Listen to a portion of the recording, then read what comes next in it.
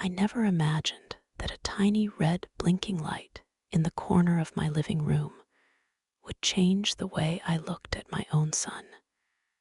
At my age, you don't expect surprises anymore. You expect routine, quiet mornings, warm tea, the soft hum of the refrigerator, and the ticking clock that sounds louder than it used to.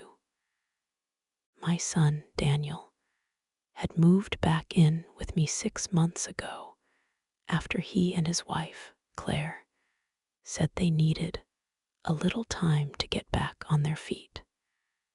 I didn't ask too many questions. Mothers rarely do. They took the upstairs bedroom. I stayed downstairs in the smaller room because the stairs aren't as friendly to my knees as they once were.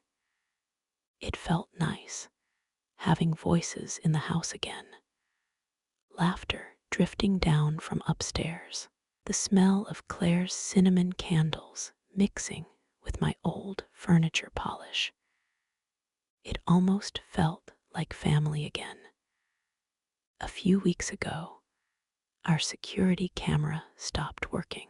It was an old thing mounted high in the corner of the living room, something Daniel installed years ago after a string of break-ins in the neighborhood. I barely paid attention to it anymore, but last Tuesday, a technician came and quietly fixed it while Daniel and Claire were out running errands. I had called him myself. I don't know why I didn't mention it when they came home.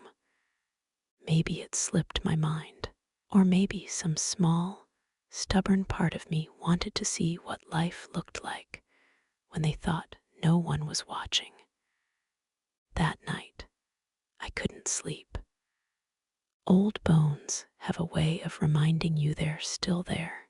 Around midnight, I shuffled into the kitchen for a glass of water. The house was quiet, too quiet. I noticed the faint red dot blinking again from the corner, working. For reasons I still can't fully explain, I picked up my phone and opened the security app. My fingers trembled a little, not from fear, just from that strange feeling you get when you're about to open a door you didn't mean to. The footage was live. At first, I saw nothing unusual. The living room sat still under the soft lamplight I always leave on. My old armchair, the crocheted blanket folded neatly on its arm, the framed photo of Daniel at 10 years old, grinning with missing front teeth. Then I heard footsteps. Daniel came down the stairs. He looked around before stepping fully into the room. Not the casual glance of someone grabbing a snack, but a slow, careful look. And then Claire followed. They didn't turn on any lights. They didn't speak at first. They just stood there. My heart began to pound, though I didn't yet know why. Daniel walked toward my writing desk, the one where I keep my paperwork, my bank statements, my little locked drawer where I tuck away important things. He ran his fingers along its surface, then glanced at Claire. And that's when she whispered something that made my stomach drop. I turned up the volume, and what I heard next made my breath catch in my throat. I never thought I would hear my own child say those words. There are moments in a mother's life when her heart doesn't break loudly. It cracks quietly, like thin ice under careful feet. When I turned up the volume on the camera feed, my hands were already shaking. I told myself I was being foolish. Maybe they were looking for something harmless. Maybe Daniel just needed a document.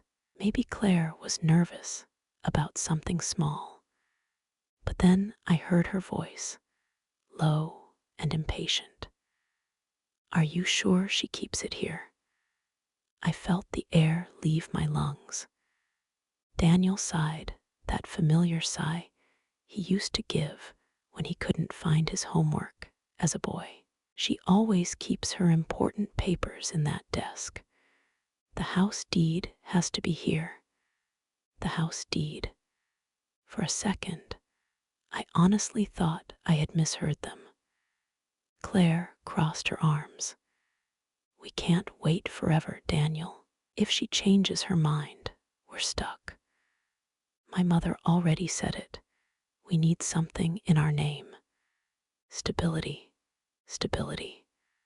I stared at the screen as my son bent down and tried the small, locked drawer, the one I kept the documents in.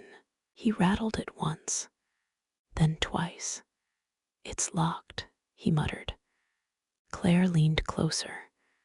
Then find the key. The way she said it wasn't cruel exactly. It was practical, calculated. And that frightened me more than shouting ever could.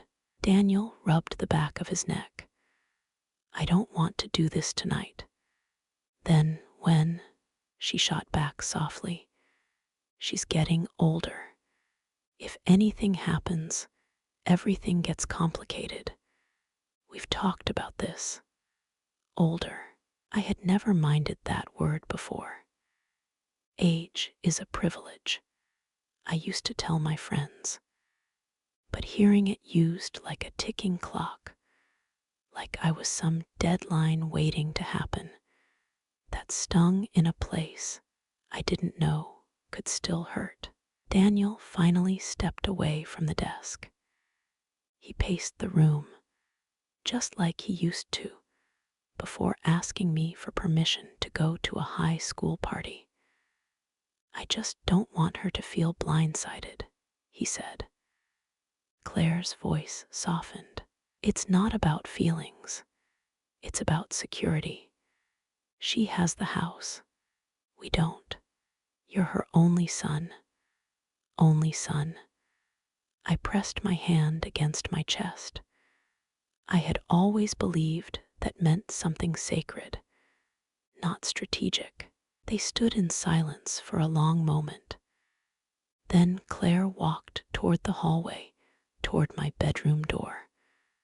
I sat upright in my chair, heart racing. She's asleep, Daniel whispered urgently. Claire hesitated. If the key isn't in the desk, it might be in her room. That was the moment my entire body went cold. I wasn't angry. I wasn't even crying. I was listening to my son weigh the idea of stepping into my room in the middle of the night to search for something I had never refused him. And that was the part that hurt the most, because he had never asked. Daniel finally grabbed Claire's wrist gently. Not tonight, he said firmly. We'll figure it out another way. She looked disappointed, not ashamed, just inconvenienced. They turned off the lamp and went back upstairs. I sat in the darkness long after the screen went black. The house felt different now, smaller somehow, like the walls had shifted.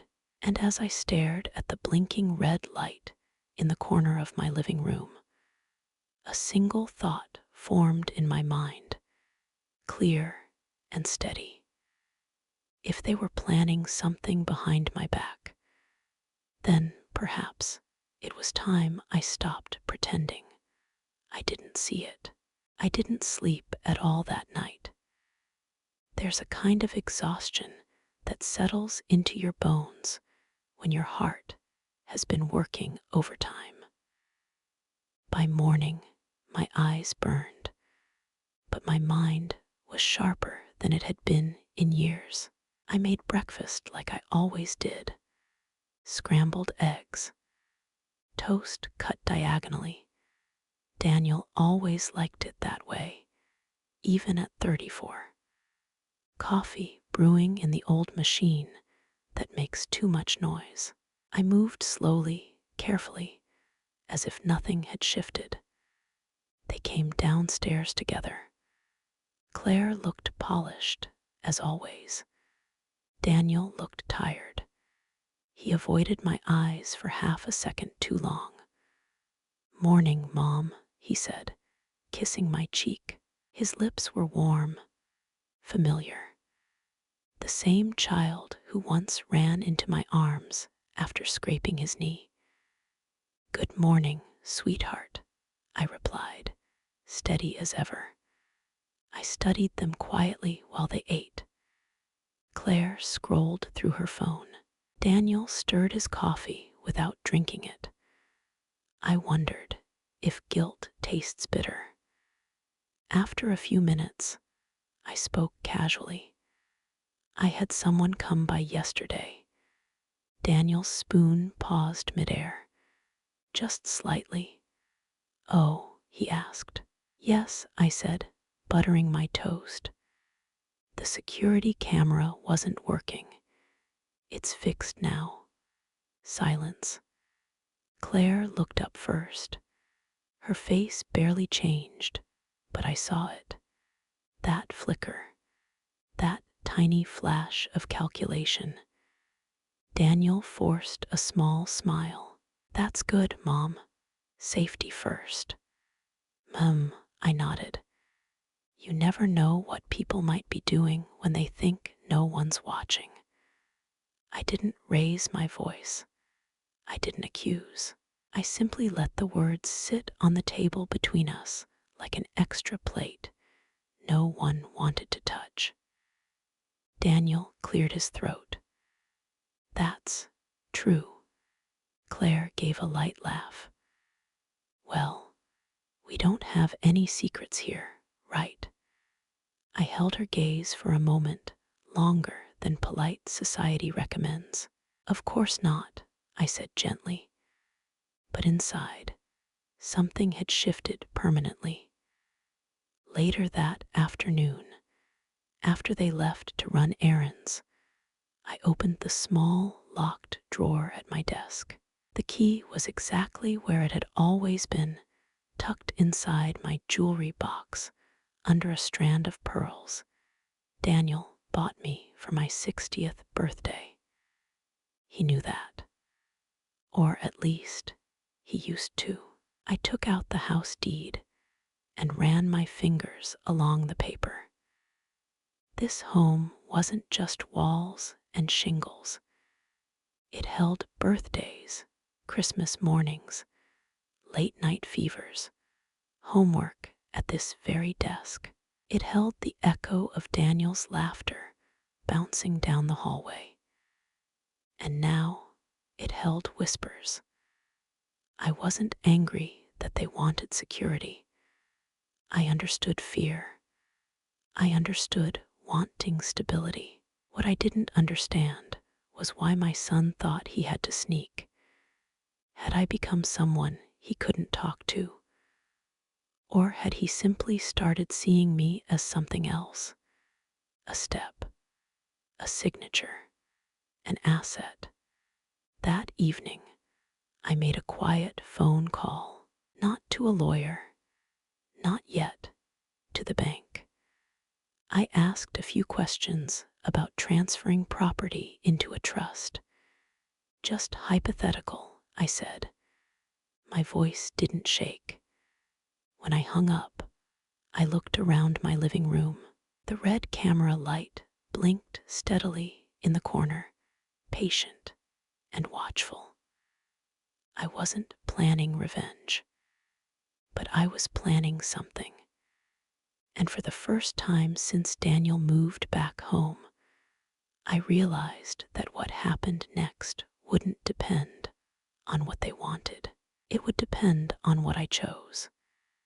It's a strange thing, realizing you must protect yourself from the very child you once protected from everything. The next morning, I did something I hadn't done in years. I got dressed carefully, not my usual house sweater and soft slippers, but a pressed blouse, my navy skirt, and the pearl earrings Daniel gave me long ago. I brushed my hair with intention. When you're about to make an important decision, you shouldn't look like you're apologizing for it. Daniel noticed immediately. Going somewhere, Mom? He asked from the kitchen doorway. Just out for a bit, I replied, slipping on my coat. Errands? Claire smiled politely from behind her coffee mug. Need a ride? No, dear, I said gently. I'll manage. I drove myself to an attorney's office 3 towns over, not because I didn't trust the lawyers nearby, but because privacy feels safer when it's unfamiliar. The receptionist offered me water. My hands didn't tremble when I filled out the forms. When the attorney, Mr. Reynolds, asked what brought me in, I didn't tell him about the camera. I didn't mention whispers in the dark. I simply said, I'd like to discuss placing my home into a living trust. He nodded professionally. Planning ahead? Yes, I answered. Very much so. We talked for over an hour about ownership, about control, about conditions. I listened carefully, asked precise questions. I may be 72, but my mind still works just fine. When I left his office, I felt something I hadn't felt in weeks. Clarity. Back home, Daniel and Claire were in the living room. Papers were spread across the coffee table, brochures for condos, mortgage rate printouts, numbers scribbled in margins. They looked up when I entered. Oh, Claire said lightly, gathering the papers into a neat stack. We were just researching. Of course you were, I replied warmly. Daniel stood. Mom, can we talk? There it was, the word he hadn't used the night before. Talk. I sat down in my armchair directly beneath the security camera. Sure, I said calmly. What's on your mind? He hesitated. Claire gave him a small nudge with her foot. We've been thinking, Daniel began, rubbing his hands together, about the future, about stability. That word again. I nodded slowly. And we were wondering, he continued, if maybe we could start discussing the house. You know, long-term plans. I looked at my son, really looked at him. He wasn't a villain. He wasn't cruel. He was nervous, torn, pressured, but he was also standing at a crossroads. I'm glad you brought it up, I said softly. Claire straightened in her seat. Daniel blinked. You are? Yes. I folded my hands in my lap. I actually made some arrangements this morning. The room grew very quiet. What kind of arrangements? Claire asked carefully. I've decided to place the house into a trust, I said evenly. It will remain mine while I'm alive. After that, well, there will be clear instructions. Daniel's face drained of color. Instructions. I smiled gently, not unkindly. Yes, very clear ones. Claire's jaw tightened. What does that mean? I met her eyes. It means, I said calmly, that the future of this home will depend not on assumption, but on behavior. Daniel stared at me, confusion mixing with something else, fear, and for the first time, I saw that he understood. I had been watching, and now so were they. The air in that living room felt heavier than it ever had before. Daniel looked like a little boy again, not because he was innocent, but because he was unsure. And when a child doesn't know where he stands with his mother, something inside him wobbles. "Mom," he said slowly, "what do you mean by behavior?" I didn't answer immediately. I let the silence stretch just long enough for the weight of the word to settle. "I mean respect," I said gently. "Honesty, transparency." Claire shifted in her seat.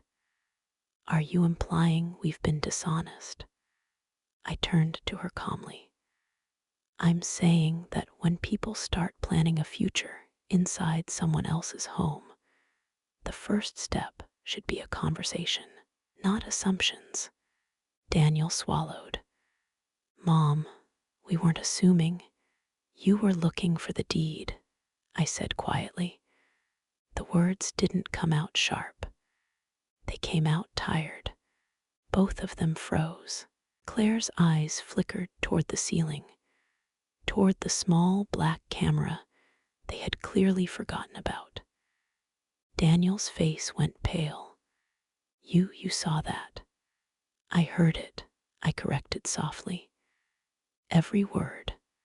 Silence wrapped around us like thick fog. Daniel ran his hands over his face. "Mom, I swear, I wasn't trying to steal anything. I just, Claire's mom keeps telling us we need something secure, something in our name. We're tired of feeling temporary." I nodded slowly. I understood that feeling. I had felt it once myself, when Daniel's father passed, and I didn't know how I would keep this house afloat. "But temporary doesn't mean entitled," I said gently. Claire's voice tightened. "We're family." "Yes," I agreed, "which is why it hurt that you didn't ask." That was the part they hadn't expected. Anger would have been easier for them to face. Tears would have made me fragile. But calm disappointment, that forces a person to look inward. Daniel looked at me the way he used to when he knew he had broken a lamp and didn't know how to fix it. "I didn't want to upset you," he said quietly. "And instead," I replied softly, "you chose to risk losing my trust." His eyes filled. Claire crossed her arms. "We were only thinking about the future." "So was I answered. I leaned forward slightly. "The trust ensures that this house will go where I decide it should go, when I decide it should go. And if you're worried about stability, we can talk about ways to help you build your own. But this home is not a shortcut." Claire opened her mouth to argue, then stopped, because deep down, she knew I wasn't wrong. Daniel stood slowly and walked toward the window. He stared outside for a long moment before speaking. "I didn't realize how this looked," he admitted.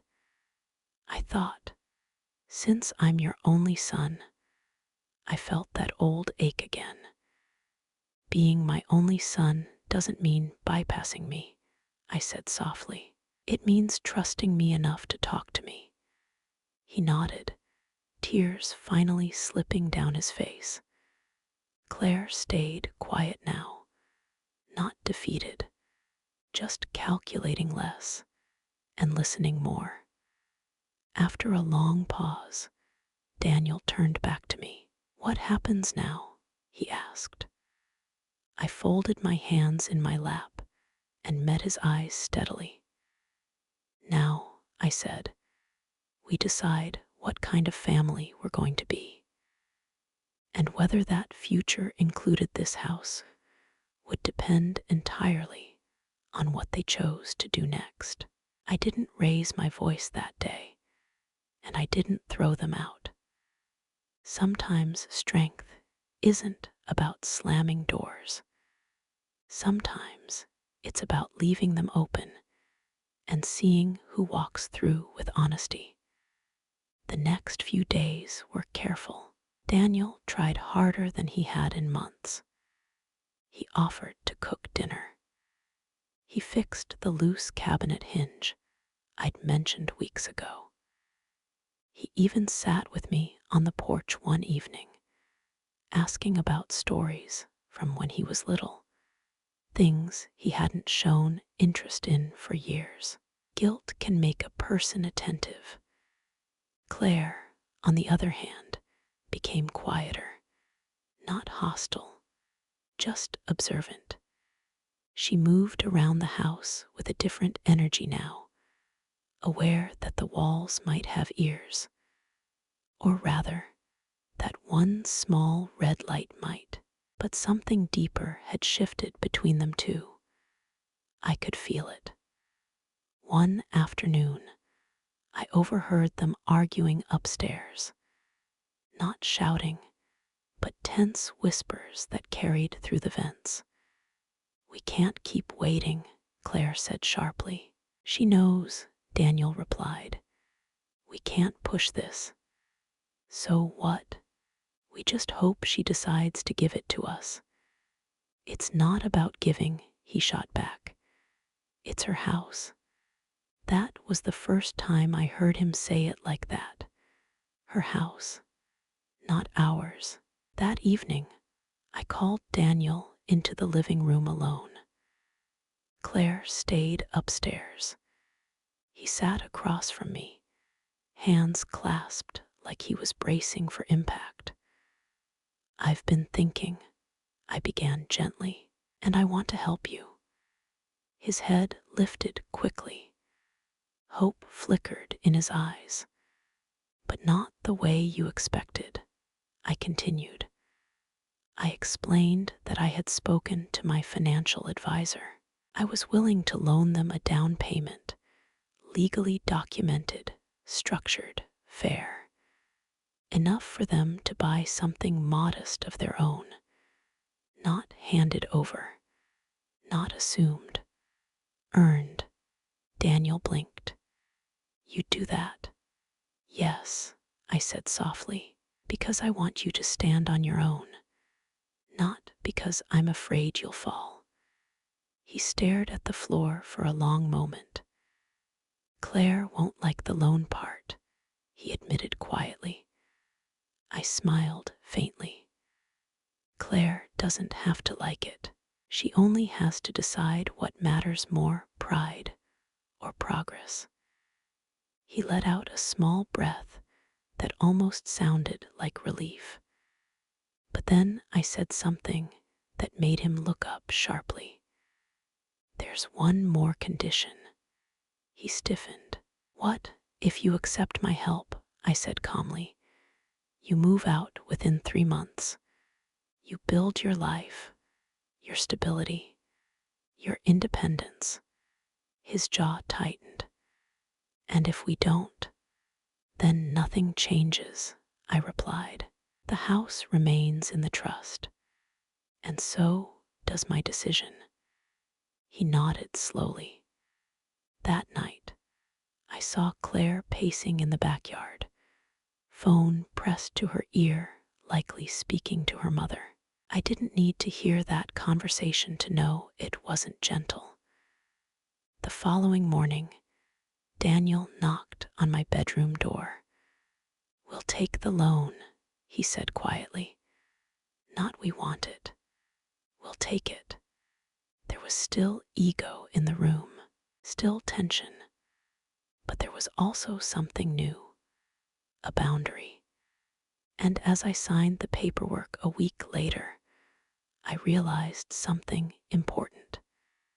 The camera hadn't just shown me their intentions, it had shown me my own strength. But what I didn't yet know was whether this decision would heal our family or reveal something even deeper beneath the surface. 3 months sounds like a long time until you're counting it in goodbyes. Once Daniel and Claire agreed to the loan, everything began moving quickly. They found a small townhouse across town. Nothing grand.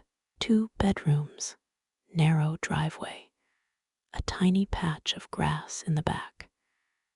It wasn't the kind of place Claire used to circle in glossy magazines, but it was theirs. Or at least, it would be once they signed papers and made their first payment. I watched Daniel pack his things in stages. He started with the obvious: clothes, shoes, electronics. Then slowly, he moved to the sentimental: the old baseball glove from high school, the framed photo of him and his father fishing, the ceramic mug I had given him on his first job promotion. He hesitated before wrapping that one in newspaper. "Take it," I told him softly from the doorway. "It belongs in your kitchen now." He gave me a small smile, one that didn't quite reach his eyes. Claire packed differently, efficient, focused. She labeled boxes, made lists, scheduled movers. I noticed she didn't take many decorative items from the house. Not the curtains she once said she liked. Not the rug she complimented. This house had never truly felt like hers. One evening, about 2 weeks before the move, I found Daniel sitting alone at the dining table. The security camera blinked quietly in the corner.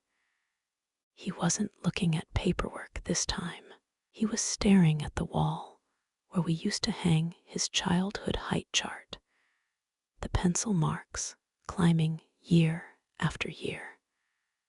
"I remember begging you to let me stay up late right here," he said, without turning.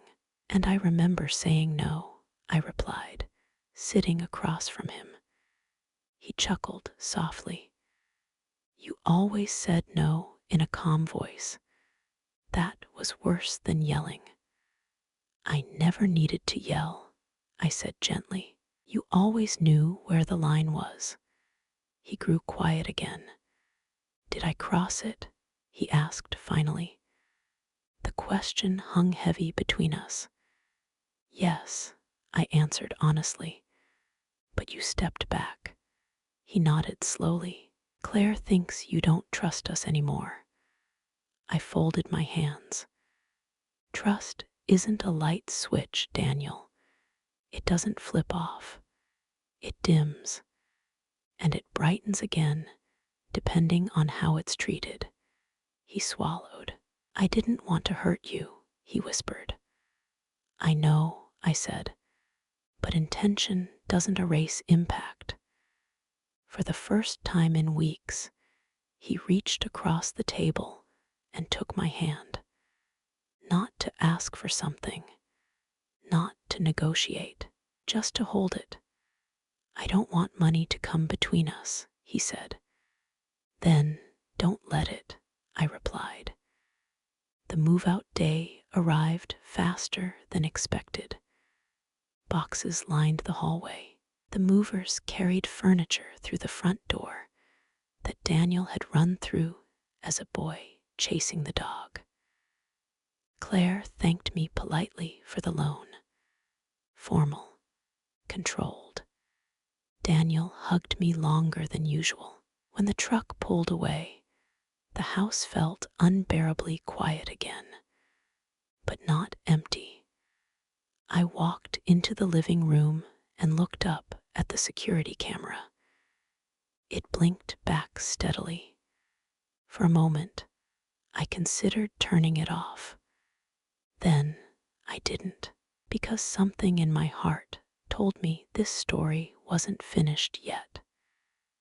And sometimes, what happens after people leave is even more revealing than what happens when they stay. The house was quiet again, but it was a different kind of quiet, not the heavy silence of secrets, not the tense stillness of careful footsteps. This was the kind of quiet that lets you hear your own thoughts clearly. For the first week after Daniel and Claire moved out, I caught myself setting 3 plates instead of 1. I still paused at the bottom of the stairs, listening for voices that weren't there. Old habits take time to loosen their grip, but slowly, something else began to settle in. Peace. Daniel called often at first. Short updates about paint colors, mortgage paperwork, the neighbor's barking dog. Claire's voice occasionally drifted through the background, not cold, but not especially warm either. Then, about 3 weeks after the move, Daniel called late at night. His voice sounded different, tighter. "Mom," he said, "can I come by tomorrow? Alone, alone." My heart understood before my mind did. "Of course," I replied softly. He arrived the next morning looking older somehow. Not physically, but emotionally. Like someone who had been carrying more than he expected. We sat at the same dining table where so much had shifted weeks earlier. "I need to tell you something," he began. I waited. "Claire and we've been arguing." I didn't interrupt. Mothers learn that silence invites honesty. "She didn't really want the townhouse," he continued. "She thought once we moved out, you might change your mind about the house. That maybe the trust thing was just pressure." I felt a small ache in my chest, not surprise, just confirmation. "But you didn't," he added. "No," I said gently. "I didn't." He rubbed his temples. "Her mom keeps saying we settled, that we could have pushed harder, that you owed us." "Owed you," I repeated quietly. Daniel looked up, and for the first time, there was no defensiveness in his eyes, only clarity. "I don't feel that way anymore," he said. "When we moved into that townhouse, and I signed the loan papers, it finally hit me. This is what building something feels like. It's scary. It's ours. And it's not taken from you." His voice cracked slightly. "I'm sorry I ever made you feel like a stepping stone." The words landed softly, but deeply. I reached across the table and touched his hand. "You're not the first child to confuse inheritance with intention," I said gently. "But you corrected yourself. That matters." He exhaled slowly, like a weight had shifted. "There's more," he said after a pause. "Claire, she's thinking about moving back in with her mom for a while." That surprised me. "Temporarily," he clarified quickly. "She says she needs space, that we rushed things." "And what do you think?" I asked. He stared at the tabletop for a long moment. "I think," he said carefully, "that maybe we rushed expectations." I nodded. Sometimes marriage isn't tested by hardship. It's tested by boundaries. Daniel stayed for lunch that day. We ate simply, soup and sandwiches. No tension, no negotiation. When he left, I watched him walk to his car, slower than before, thoughtful. That evening, as I sat in my living room, I looked up at the small security camera blinking quietly in the corner. It had revealed secrets, but it had also revealed truth. And sometimes the truth doesn't destroy a family, it rearranges it. What I didn't know yet was whether this rearrangement would bring us closer or change everything once again. There's a quiet kind of heartbreak that doesn't come with shouting, just distance. A month after Daniel told me Claire was taking space, he called again. This time, he didn't ask to come over. He just showed up. I knew something had shifted the moment. I saw his car pull into the driveway in the middle of a Tuesday afternoon. When I opened the door, he didn't smile. "Can I sit for a while?" he asked. I stepped aside without a word. He walked into the living room slowly, like someone returning to a place that still feels like home, but no longer belongs to them. He glanced up briefly at the camera, and this time he didn't seem to mind it. We sat down. For a long moment, neither of us spoke. Then he said it. She left. Not dramatic, not loud, just flat. I felt a wave of sadness, not triumph, not validation, just sorrow for what might have been. "She's staying with her mom," he continued. "She says she can't build a future that doesn't look the way she imagined." "And what did she imagine?" I asked gently. He gave a small, bitter laugh. "Something faster, bigger, more guaranteed." I nodded slowly. "Guarantees don't exist in families," I said softly. "Only effort does." He leaned forward, elbows on his knees. "I keep thinking," he admitted, "if I had pushed harder, if I had convinced you." His voice trailed off. I reached over and placed my hand on his arm.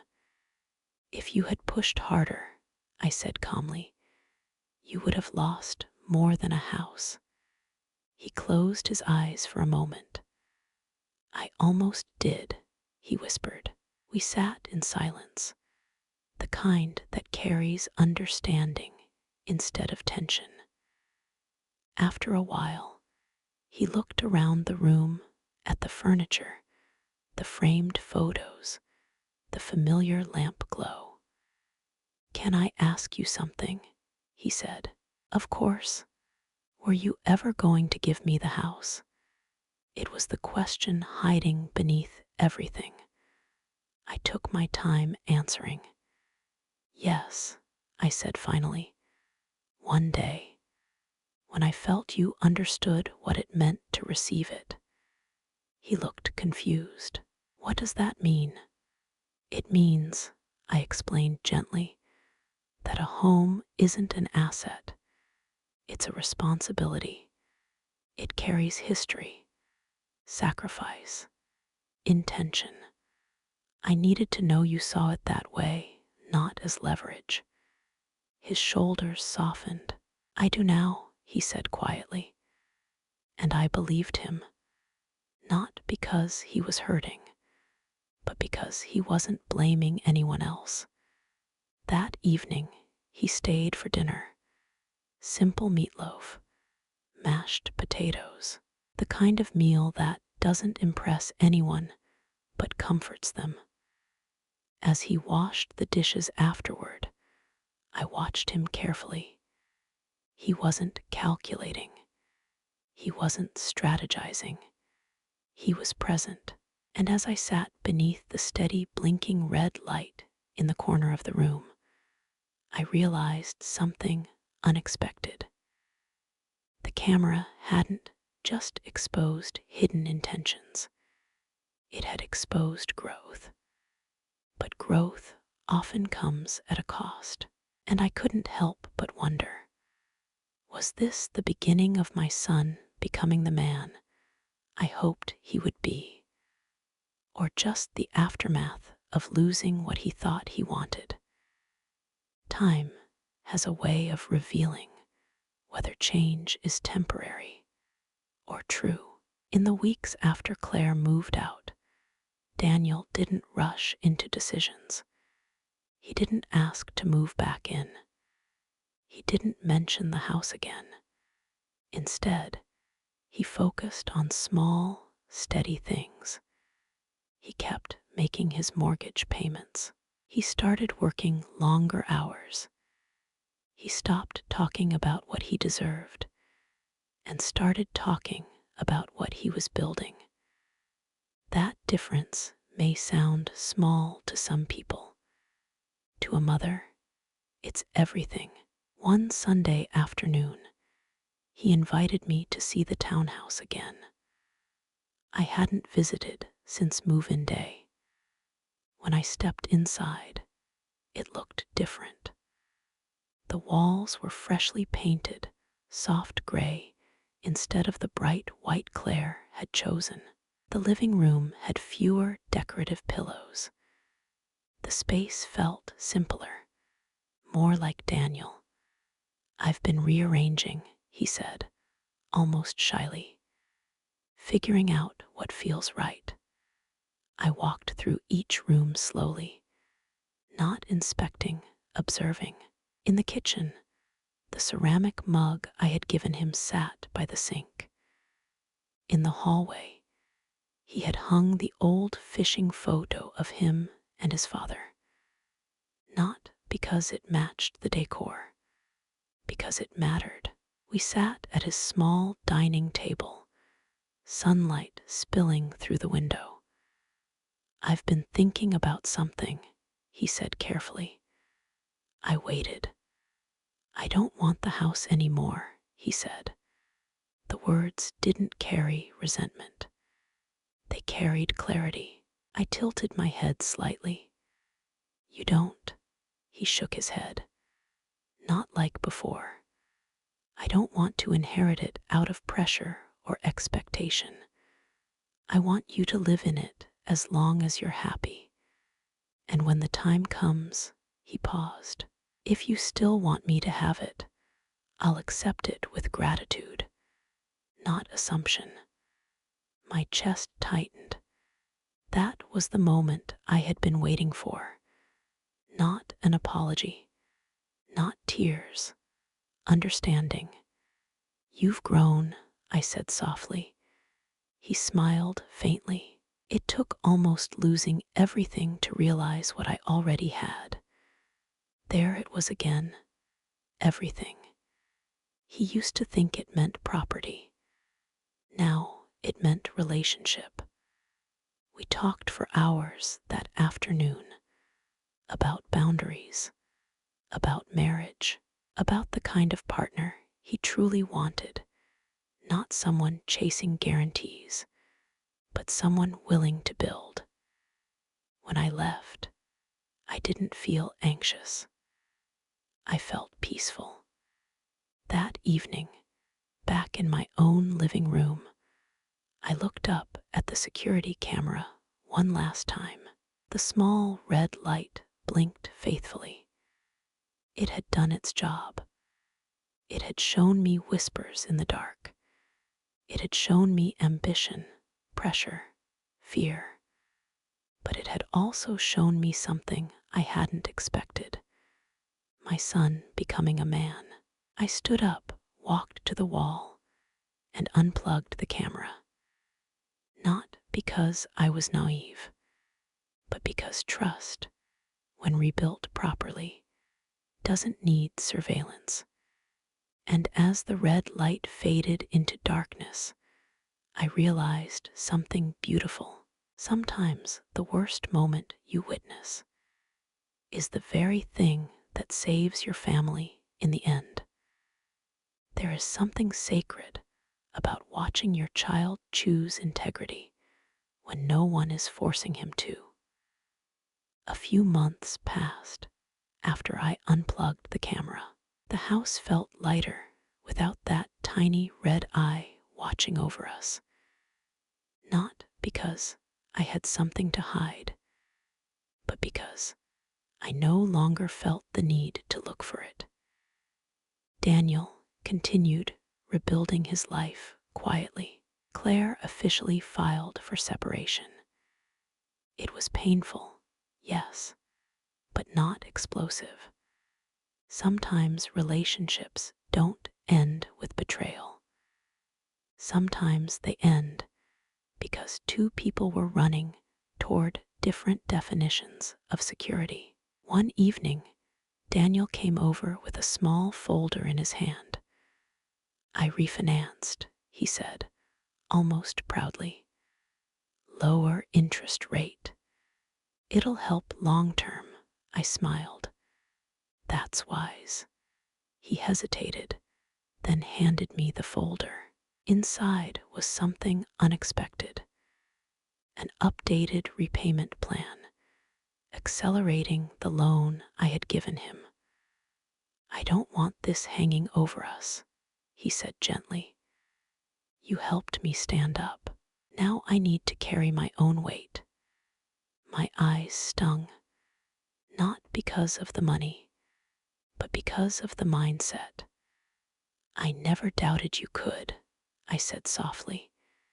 He looked around the living room at the furniture, the photographs, the familiar warmth.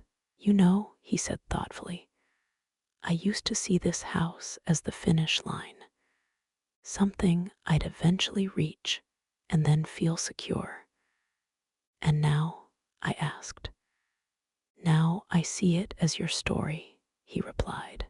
"One I get to be part of, not take over." That was the moment I knew the lesson had settled fully. We sat together that night longer than usual.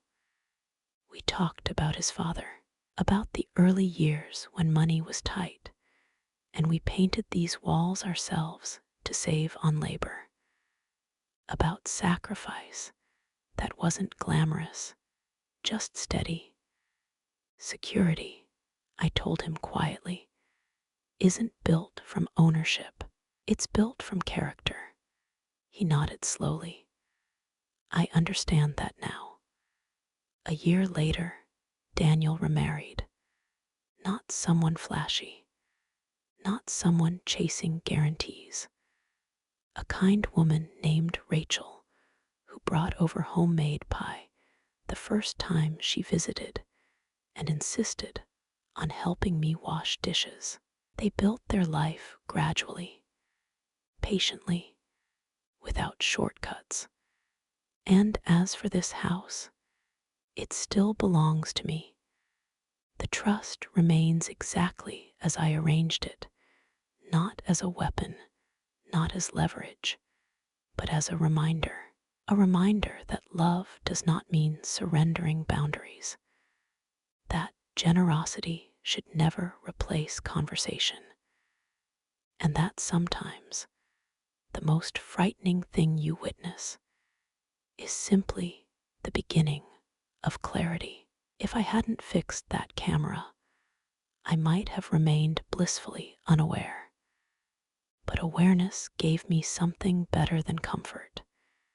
It gave me truth, and truth, when handled gently, doesn't destroy families.